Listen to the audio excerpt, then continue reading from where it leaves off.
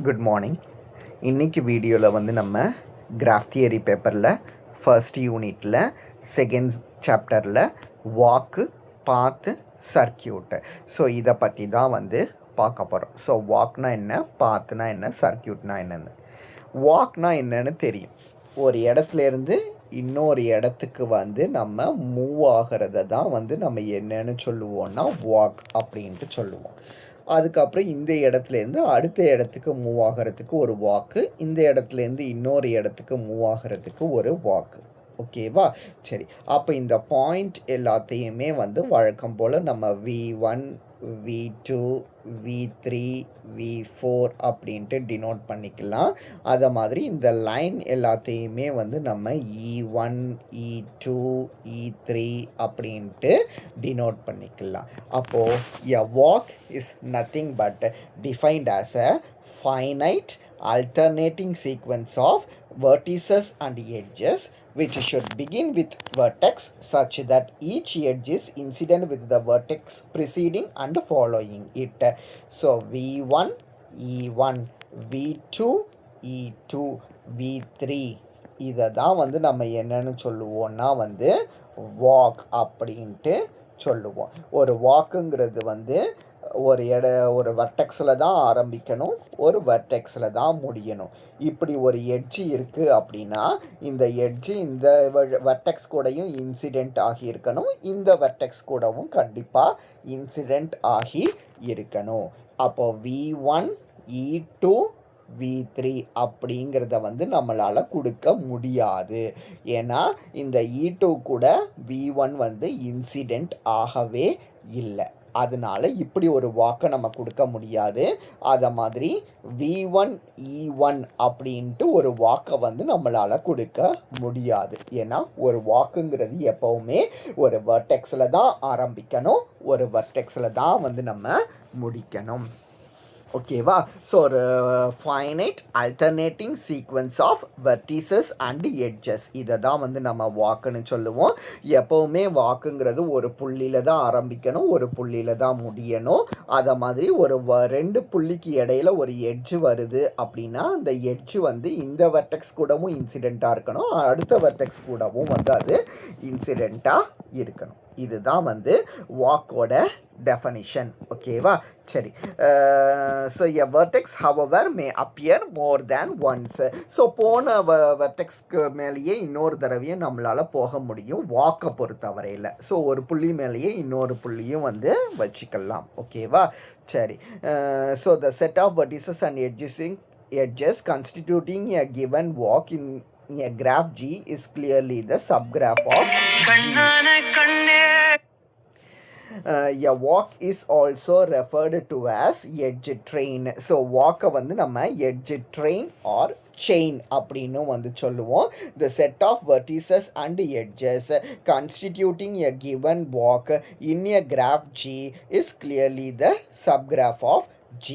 So ஒரு வாக்கில் ஒரு புள்ளியில் தான் ஆரம்பிக்கணும், ஒரு புள்ளியில் தான் வந்து முடிக்கணும் அப்படிங்கிறத வந்து நம்ம சொல்லியிருந்தோமா.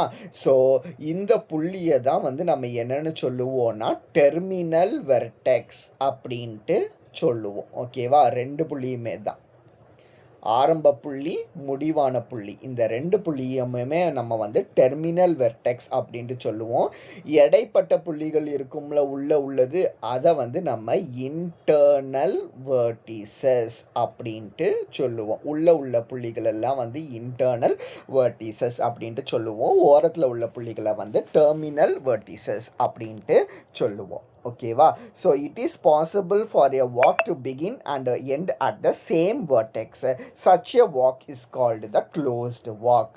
நம்ம ஒரு புள்ளியில் ஆரம்பித்து அதே புள்ளியில் வந்து நம்மளால் வாக்கை வந்து நம்ம நிப்பாட்ட முடியும். ஓகேவா? அப்படி ஒரு புள்ளியில் ஆரம்பித்து அதே புள்ளியில் வந்து நம்ம நிப்பாட்டணும் அப்படின்னா அதுக்கு பேர் வந்து க்ளோஸ்டு வாக் அப்படின்ட்டு சொல்லுவோம். ஒரு புள்ளியில் ஆரம்பித்து இன்னொரு புள்ளியில் வந்து வேறு ஒரு புள்ளியில் வந்து வாக்கை நிப்பாட்டணும் அப்படின்னா அதுக்கு பேர் வந்து நம்ம ஓப்பன் வாக் அப்படின்ட்டு சொல்லுவோம். ஸோ இதுதான் வந்து ஓப்பன் வாக் க்ளோஸ்டு வாக்குக்கு உண்டான டெஃபனிஷன். ஓப்பன் வாக்குனா ஒரு புள்ளியில் ஆரம்பித்து வேற ஒரு புள்ளியில் முடிக்கிறது. க்ளோஸ்டு வாக்குனா ஒரு புள்ளியில் ஆரம்பித்து அதே புள்ளியில் வந்து முடிக்கிறது. ஓகேவா?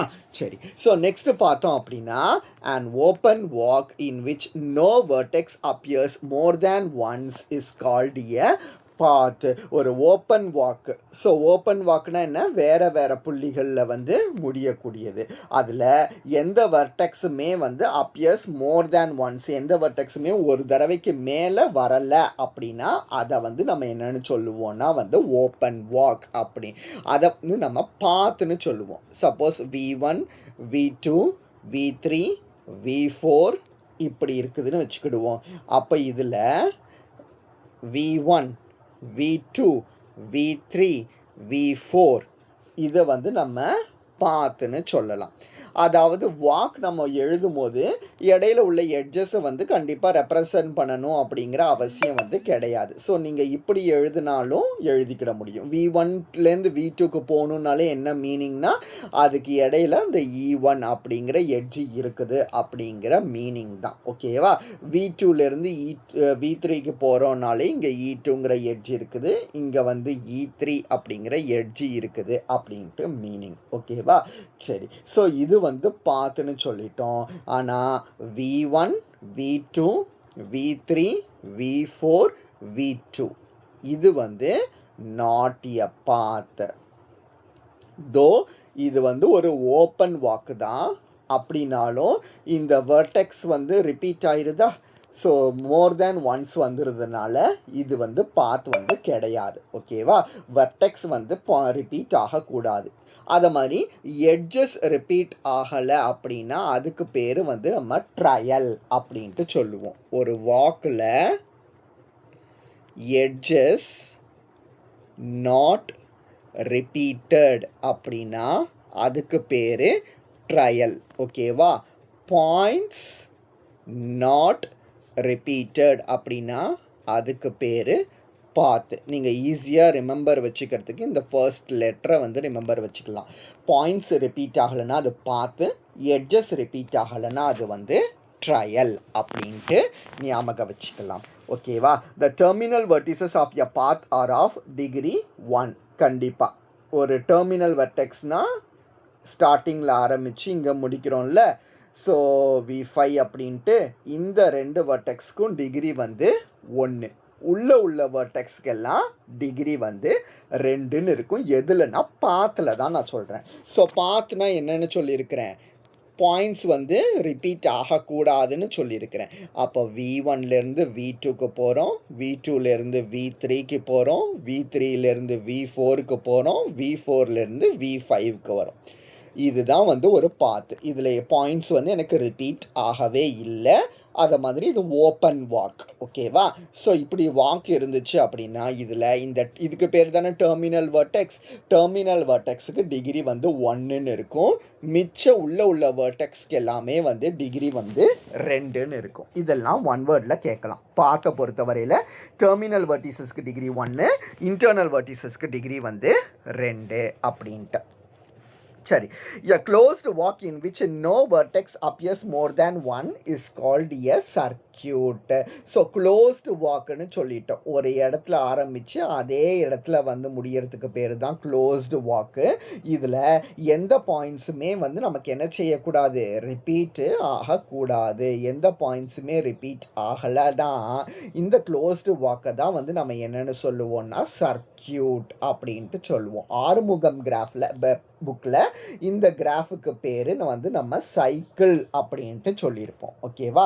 Closed walk is called cycle அப்படின்ட்டு சொல்லியிருப்போம். ஸோ இந்த புக்கில் நம்ம இதுக்கு வந்து சர்க்கியூட் அப்படின்ட்டு நம்ம நேம் பண்ணுறோம். Closed walk in which no vertex is repeated. இதை தான் வந்து நம்ம என்னென்னு சொல்கிறோன்னா வந்து சர்க்கியூட் அப்படின்ட்டு சொல்கிறோம். ஸோ இதெல்லாமே வந்து இதுக்கு எக்ஸாம்பிள்ஸாக வந்து நமக்கு கொடுத்துருப்பாங்க. ஓகேவா? சரி. ஸோ இது வந்து ஒரு டயக்ராமாக கொடுத்துருக்காங்க. சப்கிராஃப் அப்படிங்கிறது சப்கிராஃபில் தான் வந்து வாக் வரும், வாக்கில் தான் வந்து பாத்தும் சர்க்கியூட்டும் வரும் அப்படின்ட்டு அதனோட டெஃபினிஷன் என்ன அப்படிங்கிறத வந்து கொடுத்துருப்பாங்க.